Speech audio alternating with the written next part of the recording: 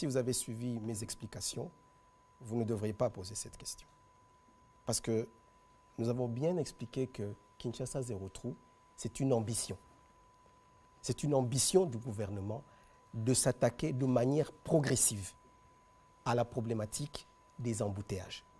Cette problématique des embouteillages a un volet qui concerne la réhabilitation de toutes les artères revêtues. N'est-ce pas? Nous avons identifié en fonction des contraintes budgétaires.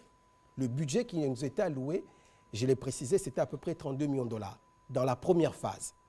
Et donc, nous avons identifié ce que nous considérions comme artères les plus urgentes à réhabiliter de la manière la plus urgente. Donc, nous avons fait cet effort, nous avons ciblé, nous avons identifié, tout en étant parfaitement conscients que ce n'était qu'une première phase, que ce n'était pas exhaustif.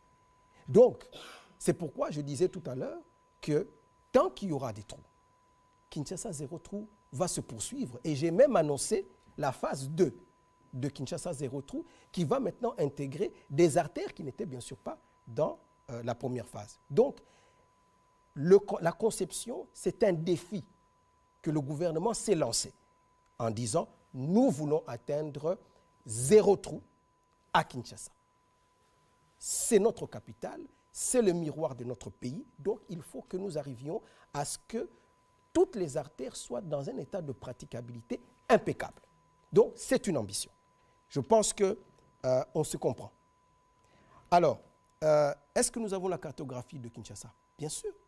La cartographie de Kinshasa, je vous ai dit que la structure qui gère le réseau routier ou le réseau de la voirie à Kinshasa, c'est l'Office de voirie et de drainage. Personne ne connaît mieux que l'OVD notre réseau routier, notre réseau de voirie ici à Kinshasa. Et donc, c'est avec ces structures-là, que ce soit les structures de l'OVD, que ce soit les structures de la ville, que ce soit les structures du ministère des Transports. Comme je vous dis, c'était à la suite d'une réunion où le Premier ministre, puisque nous étions regroupés autour de lui, il nous avait confié cette tâche. Et donc, nous nous sommes retrouvés, nous qui sommes dans ce secteur-là, comme je vous l'ai dit, avec la ville, avec le ministère des Transports et nous-mêmes, l'OVD, pour pouvoir cibler les différentes artères qui vont faire partie de cette première. Donc la cartographie, nous la connaissons. Mais je peux comprendre l'impatience de la population qui, bien sûr, si vous sortez de chez vous et que vous voyez que chez vous, ce n'est pas encore arrangé, mais apprendre que du côté de Mbinza, c'est déjà arrangé, ça ne règle pas votre problème. Donc je peux comprendre l'impatience. Mais comprenez aussi, et je l'ai dit tout à l'heure, Kinshasa ne se construira pas en un seul jour. Nous faisons de gros efforts pour rattraper un retard énorme que nous avons laissé s'accumuler au fil des années, malheureusement. Alors, le préjudice causé par Crexet. Bien, je pense que dans tout contrat, il y a les obligations des parties. Et ces obligations des parties, ce sont des devoirs, il y a, si vous voulez, des conditionnalités pour rompre le contrat et et les conséquences par rapport à cela. Alors, je n'ai peut-être pas à l'esprit ce qui était prévu dans le cadre de ce contrat comme conséquences financières ou autres, mais je pense que l'OVD, qui est le maître d'ouvrage délégué et qui a signé ce contrat, va se charger de la question. Alors, comment je me sens lorsque j'arrive dans les autres aéroports? Effectivement, nous avons l'occasion de voyager quelques fois. Je dois dire que je ne suis pas fier. Je me sens, effectivement, comment je vais dire ça, investi de ce devoir, de faire même mieux que ce que je vois là-bas. Vous avez parlé de Johannesburg, mais on peut parler de l'aéroport aujourd'hui, comment ça s'appelle, Éthiopie. En Éthiopie, à Addis Abeba, le Kenya aussi. Et donc, quelque part, ce sont des défis que nous devons nous lancer. C'est pourquoi le gouvernement, notre gouvernement, aujourd'hui, est en train de faire un montage. Nous sommes en train de faire un montage avec des véhicules financiers que nous avons mis en place pour que, dans le cadre d'un partenariat public-privé, nous puissions effectivement avoir un aéroport à la dimension et à la hauteur de notre capitale. Kinshasa est une grande capitale et se doit d'avoir des aéroports effectivement qui correspondent à sa dimension. Donc, je vous demande juste un peu de patience. Voilà, on va prendre toutes les questions, on les prendra en une série parce que nous devons faire une économie de temps. On va commencer par Blaise Aïnda et puis ce sera Madame Rachel Kitita. Monsieur le ministre Guissaro, ma question porte sur la voirie au niveau du moins, les routes nationales. On vous a vu au devant de la scène par rapport au groupe européen de développement avec la route Kasomeno, Kasenga, Tchaloué. On en est où? Parce que c'est un partenariat avec la Zambie. Et puis une deuxième question, c'est lié à la route qui mène de Bukavu vers Uvira, Bukavu vers Chabunda, et ainsi de suite, puisque ça mène vers Uvira. Vous savez que nous sommes affectés par la situation de guerre qui sévit en République démocratique du Congo. C'est un peu gêné de les dire, hein, mais vous êtes du Sud Kivu. Vous êtes Mouniamouleng, si on peut le dire ainsi. Qu'est-ce que vous avez comme lecture? Parce que les gens voudraient bien que l'on comprenne, vous, comment vous vivez cette situation en étant au gouvernement et au regard de tout ce qu'on a comme conséquence de cette guerre-là vis-à-vis de votre communauté. Vous pouvez y répondre directement. Là, vous sortez du secteur des infrastructures. Si j'en profite, ce n'est pas tous les jours qu'on vous a, monsieur le ministre. Vous devez revenir plus souvent. Oui. Rachel Kitita a enchaîné. Comme il a enregistré les questions, il pourra y répondre. Allez-y, Madame Kitita, s'il vous plaît.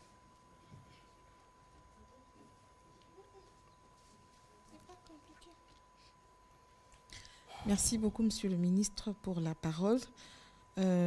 Petite question au ministre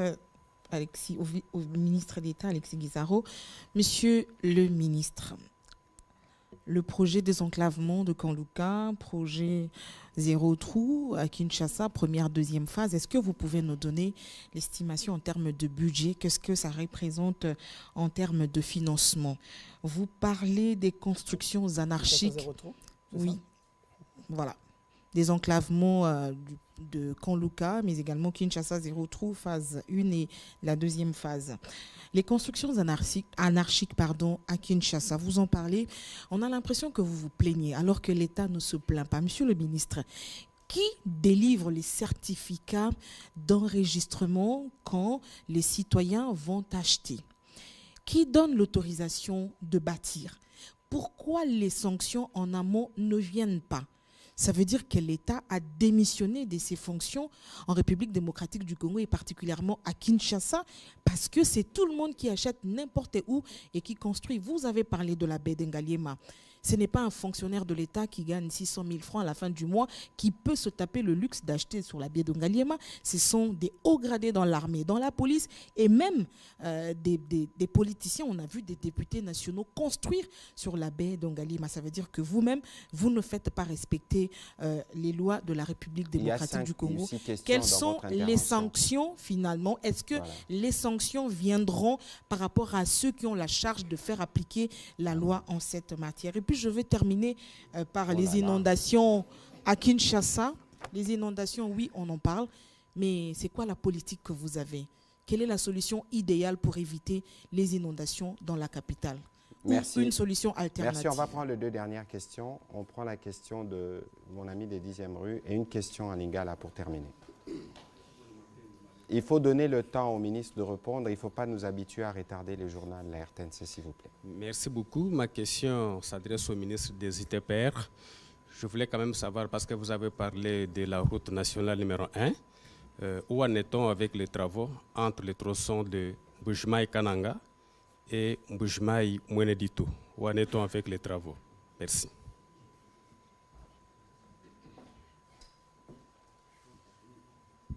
Merci beaucoup, Monsieur le ministre. Juste une petite question. Selon le spécialiste, le fleuve Congo, c'est aussi une route. pourquoi votre gouvernement n'exploiterait-il pas le fleuve Congo, ne fût-ce que pour faciliter les déplacements du centre-ville vers l'aéroport? Merci. Merci. Fabrice, pour la dernière question en Lingala. Matondi mingi Thomas Patrick Mouyaya, matondi mingi na Thomas Gisaro. Bayi Congo démocratique ba kotuna mituna yenge bene na projet ya Kinshasa Zero Trou.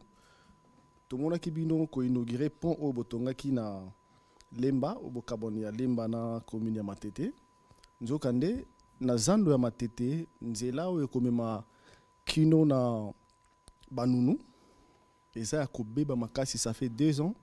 Baimbo ko bazale kozela 03 wana bokanga yango mais kino lelo misale kosali mate soki tozwi mayema bolobi ya kokire bakaniveau na commune yanga bana Kianza batongi ndako construction na ndenge ya mabe et puis ezali pe kaka obe bino ba konzinde botongi place wana lelo mvulu ebeti nde bandako ya bato etondi batindi ba message na ba video kotuna bino mokoloni ni bokita pe na ngaba kolongola basalite wana na province ya Bandundu bolobi 2 millions ya banzela obokotonga nzokande province wana bopesaki promesse ya reconstruire route oezui kolonga RN 1 pona kokota na Grand Bandundu ti lelo nzela wana ezali kosalema te na mai ndombe ata 1 km ya makadam ezalaka te. Merci. Merci. Dernière question en Swahili. Asante waziri, swali langu ni kufahamu zaidi mashariki ya Kongo kuna hiyo vita na imoja sababu inazofanya kuchochea hali hiyo yaendelee ni pia barabara pia inachochea hiyo ukosefu wa usalama kwa sababu kuna mara jeshi la taifa linasubiri vifaa lakini barabara inasababisha vifaa visifike haraka. Kuna pia uhusiano wa kibiashara kati ya nchi za Jumuiya ya Afrika Mashariki ambao nilikuwa sehemu ya mashariki na waza kuna miezi mitatu walilalamika kwamba biashara vyao wanashindwa kufikisha Jamhuri ya Demokrasia ya Kongo kwani kuna wale wanatoka Tanzania hadi Kisangani kwa njia barabara kupitia Ituri. Inaonekana kama njia inaendelea kuwa mbovu. Kwa nini mnazingatia zaidi barabara za miji mikuu na kuachilia nchi za barabara za vijiji? Merci, Monsieur le ministre d'État. Désolé d'avoir enregistré ces questions en série parce que nous faisons une économie du temps. Je vous demanderai de prendre 10 minutes pour répondre à toutes ces questions. Bien, bien. Alors, vous reviendrez en phase 2. Je reviens en phase 2. Oui. Briefing 2, comme il y a beaucoup de questions. Alors, Kasomene Tchaloué. Kasomene Tchaloué, effectivement, c'est une concession que nous avons signée avec un partenaire privé. Pour l'instant, au stade actuel, nous sommes encore dans la phase de structuration du projet. Le contrat est signé. Nous avons déjà réalisé à peu près 11 km de travaux d'ouverture, pratiquement au niveau de Tchaloué, pour pouvoir atteindre la rivière, justement, là où le pont va être posé. Donc, d'ici le mois de mars, nous avons notre équipe qui va se déplacer pour rencontrer les gens de cette entreprise pour les derniers réglages. Donc ici, il faut savoir que c'est un projet que nous soutenons énormément parce qu'il permettra une économie importante en termes de distance à parcourir. Vous savez, ça permet d'économiser à peu près 400 km. Au lieu que les gens descendent jusqu'à Kasumbalesa, ils pourront piquer par Kasomeno Tchaloué et réaliser ainsi des économies. Donc, c'est un projet qui est en cours. Les contrats aujourd'hui sont signés. Nous attendons le début de travaux. La mobilisation financière, vous savez que lorsque l'on signe un contrat de ce type, on accorde toujours un certain délai à l'entreprise pour pouvoir se mobiliser en termes d'engins, d'abord en termes financiers, mais aussi en termes d'engins. Donc, ayez vos apaisements, c'est un contrat qui est suivi, c'est un projet qui est suivi et c'est un projet qui va commencer d'ici peu. Alors, sur la RN5, vous avez insisté sur le fait que la RN5 aujourd'hui c'est une situation qui... RN5 relie quelle province? Alors, la RN5, pour votre information, elle relie la ville de Bukavu à la ville d'Uvira, en passant par les escarpements de Ngomo.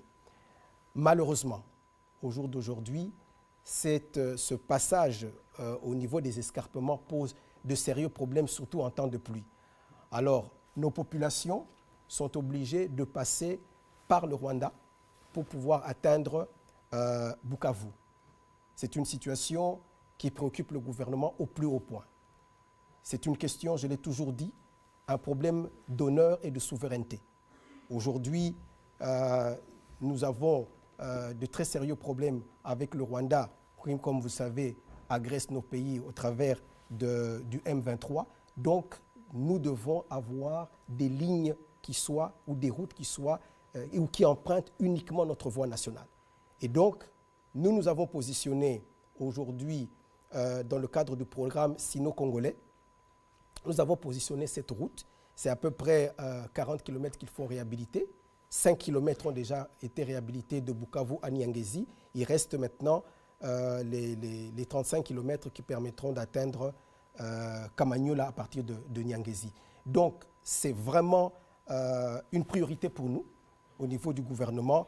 Et croyez-moi, ce n'est pas de gaieté de cœur que je vous le dis. Alors, vous posez la question de savoir en tant que Munyamulenge, comment est-ce que quel est mon sentiment ou quelle est ma lecture de la guerre ou de cette guerre qui nous est imposée aujourd'hui par le Rwanda en utilisant son supplétif qui est le M23. Je pense qu'il est temps que l'Afrique recourt à d'autres méthodes que les guerres. Notre pays a été en guerre avec le Rwanda, ou Rwanda interposé, au moins à 4 reprises. L'AFDEL, le RCD, le CNDP, le M23-1, le M23-2. Si l'objectif de la guerre était réellement de régler des problèmes tels que les FDLR, qui est le prétexte qui est utilisé aujourd'hui, ou alors des problèmes de stigmatisation de certaines communautés, je pense qu'après toutes ces années et toutes ces guerres, on aurait trouvé des solutions. Mais au jour d'aujourd'hui, au contraire, il y a des gens qui veulent se faire porte-parole de notre communauté, alors que nous-mêmes, nous n'avons demandé rien à personne. Nous n'avons pas invité le Rwanda pour venir plaider notre cause, et encore moins en faisant la guerre à notre pays. Parce qu'ils enveniment la situation, au contraire.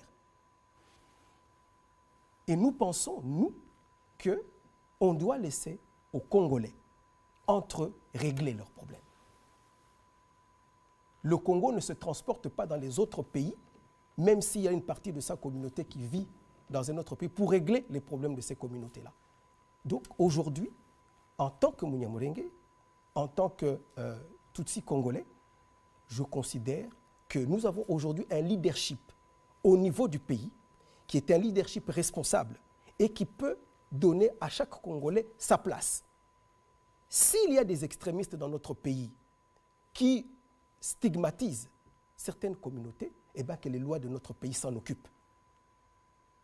Donc pour moi, je pense qu'aujourd'hui, et je le répète, si c'était le FDLR le problème, eh bien, après toutes ces guerres à répétition, je pense que cette question aurait déjà pu trouver une réponse, si c'était ça l'objectif.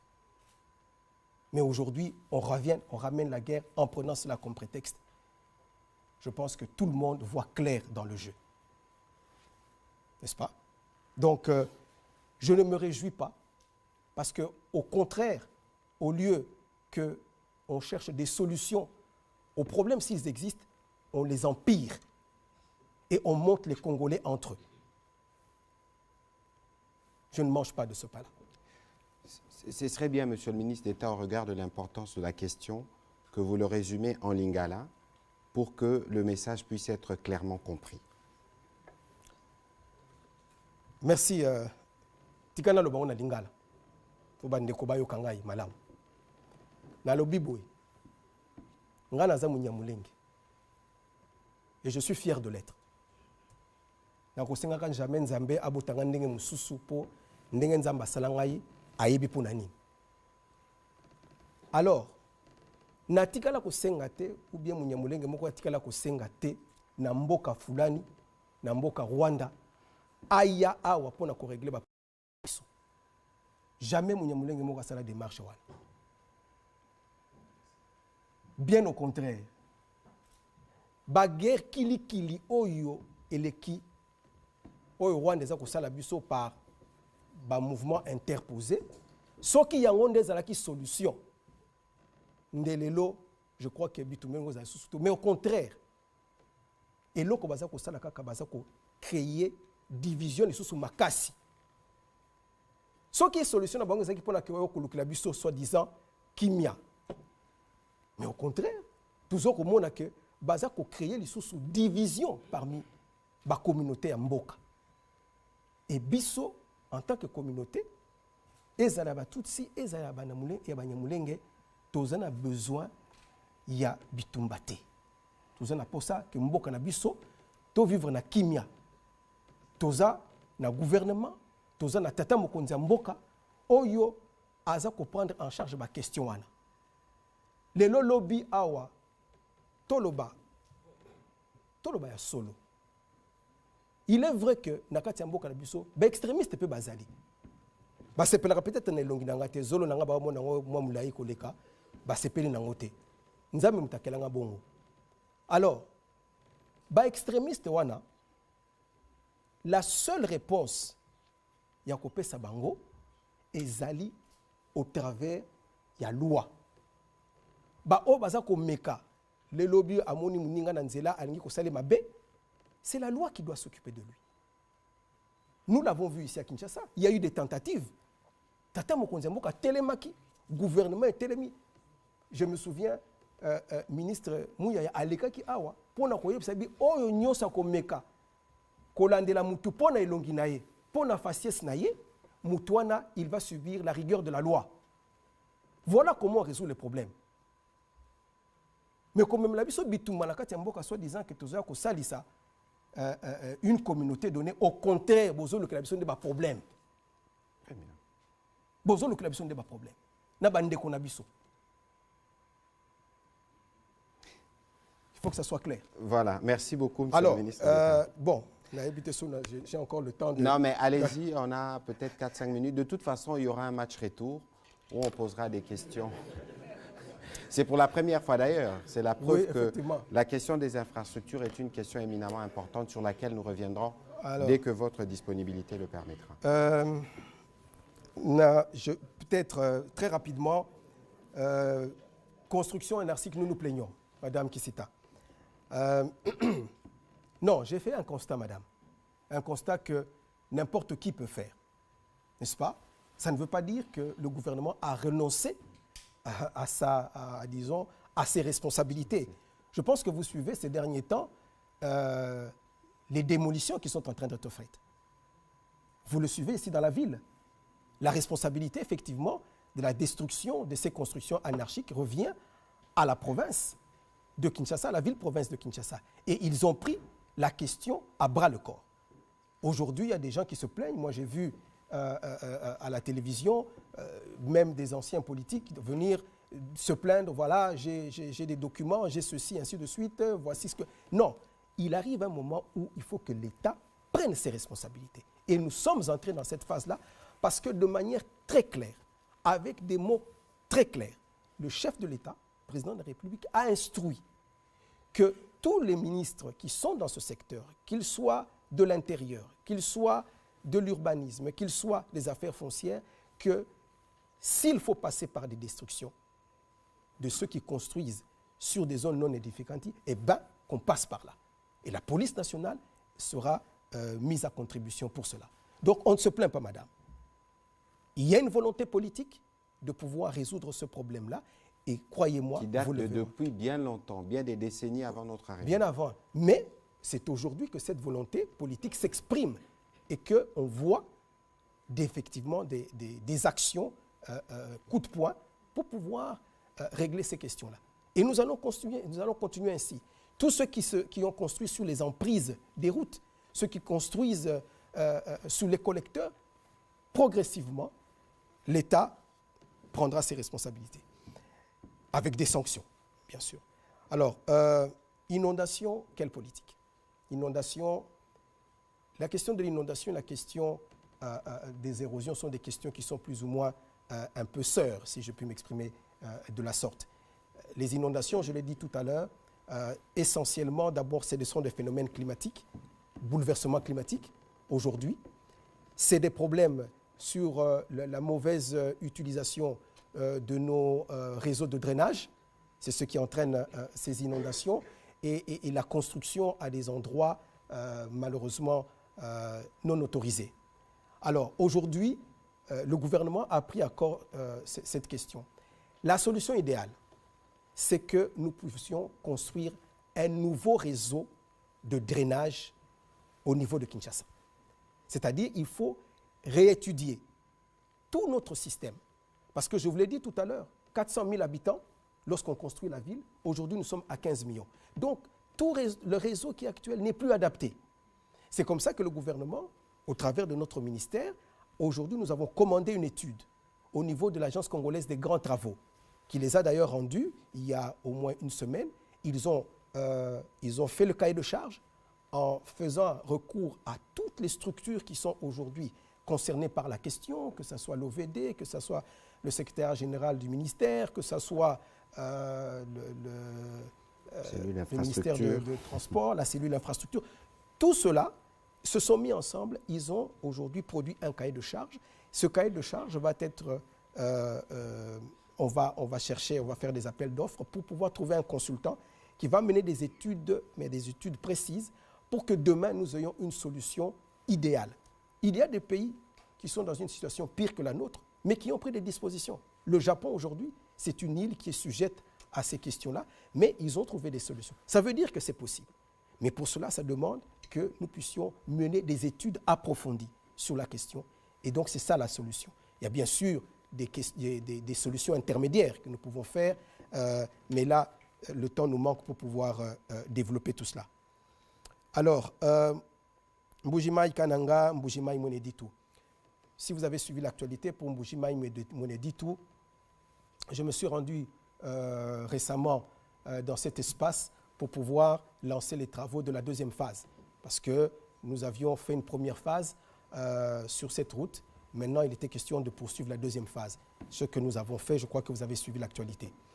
Alors, Mbujimaï Kananga, comme vous le savez, effectivement, ça fait partie de la route nationale numéro 1 et qui constitue la route prioritaire. Parce que c'est vraiment l'épine dorsale de notre pays.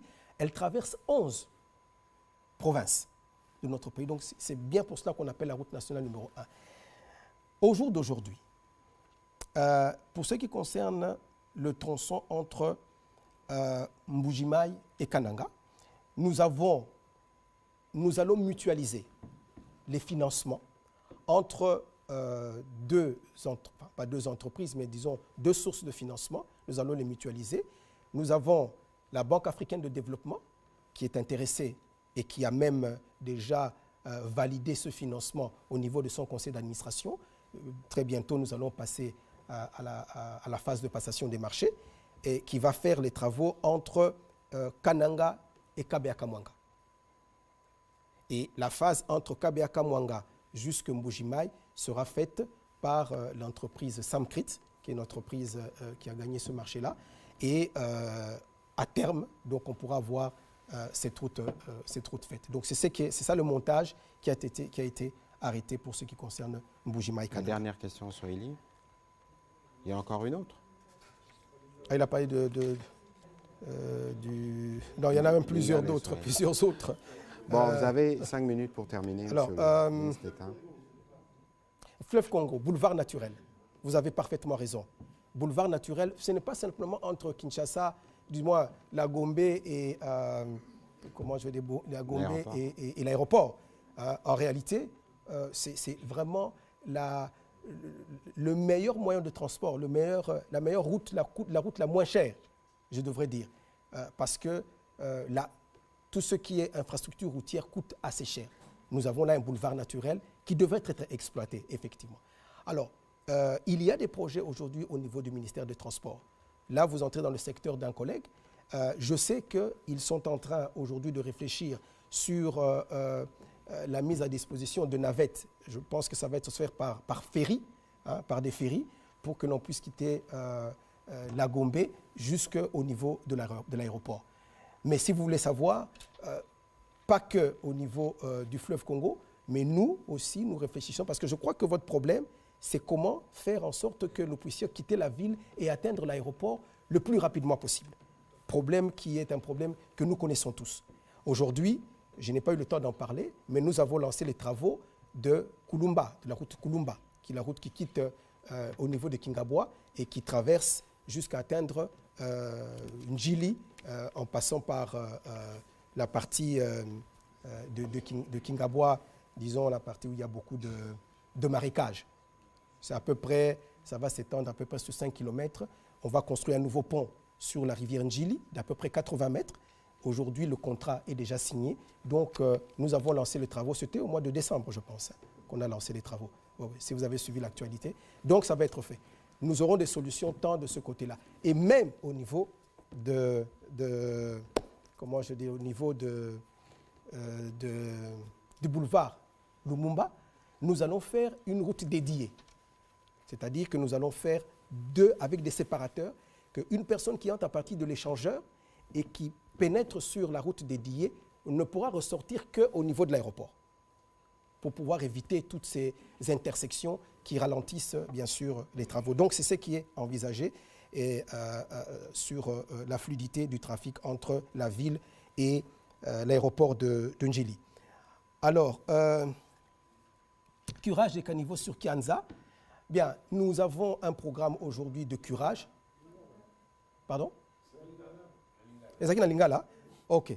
Alors, au Mutuna na yo ezalaki koyeba soki programme ya curage et ko atteindre pe Kianza. Je pense à peu près. Nayebi ke na niveau ya Kianza ezana mwa problème ko dalo moko ezali wana oyo eposaka un certain nombre de problèmes. Mais na ngin oyeba que lelo tozwaki mokano biso en tant que ministère de l'infrastructure. Programme à curage, c'est ce programme tous les 4 mois ou bien 6 mois. Les lots, tous confrontés à un problème, il y a bouleversement climatique. Tous qui m'ont été désormais, le curage à niveau systématiquement. Les lots, bandits, tous dans le programme, tous aussi ça pratiquement dans un mois, phase à Liboso. Dès que aussi là, tous bandits, les sous programme sous Yassika. Donc, il y a un programme systématique. Comme je le disais, moi, je suis allé à l'Espace, tous reçoivent espace, tronçon, misusu oyo, tout ça na phase oyo, misusu ça na phase oyo kolanda. Mais problème na yo, oya curage, on a vraiment zala na kimia, na prochain programme tout ça kosala toroko makuna. Mais je crois que c'est un problème qui est connu au niveau OVD pour DG à Ibsakangaï problème wana. Province il y a Bandundu. Ce n'est pas une question sur la province du Bandundu, non? Bon, on va passer, on y reviendra. Peut-être la dernière question en Swahili. Ndugu, naweza kama swali yangu iko bora sawa yako. Makari sana.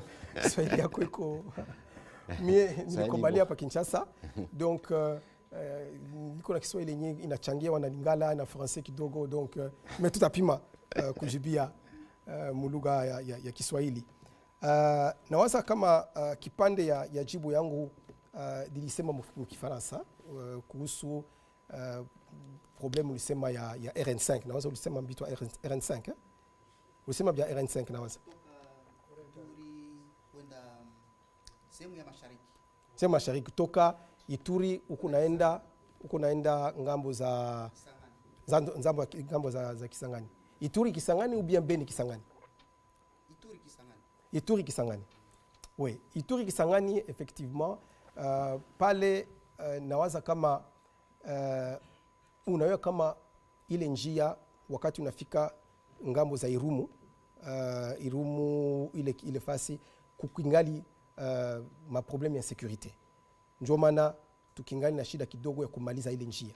lakini ni njia yenye kwa muhimu sana juu Kisangani nayo iko approvisionné kutokea nini tuseme commerce na Uganda inapitia pale.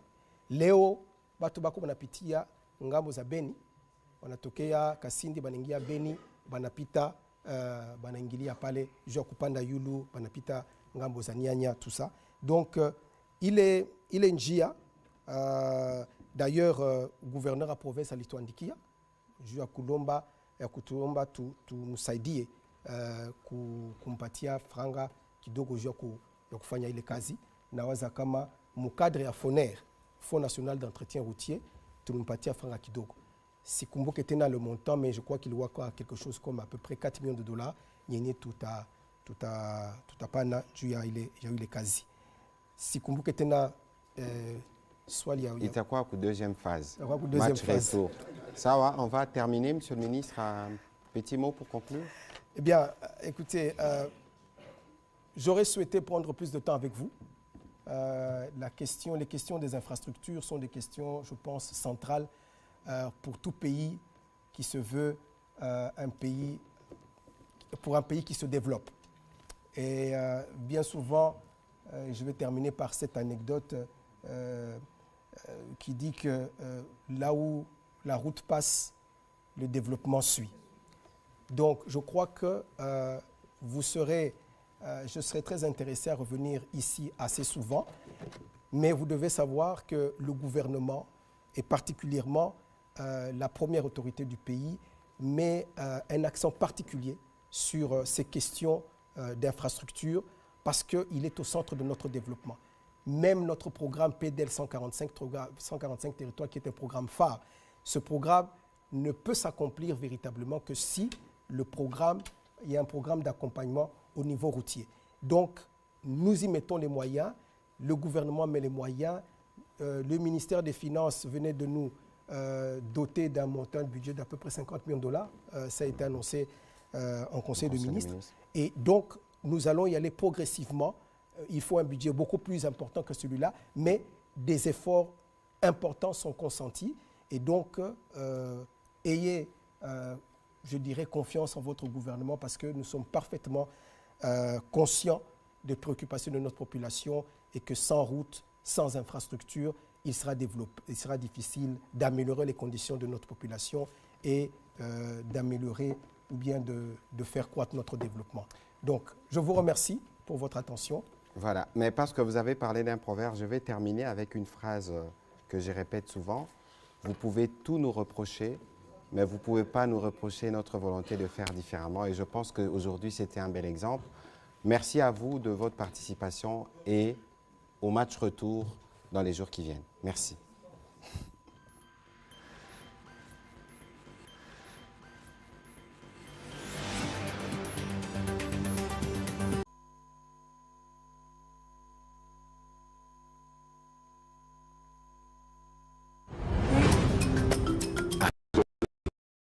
Chacun de nous, une mobilisation tous azimuts. Peuple congolais, il est temps de nous lever, de nous serrer les coudes et d'agir pour défendre notre patrie, notre intégrité territoriale et l'intangibilité.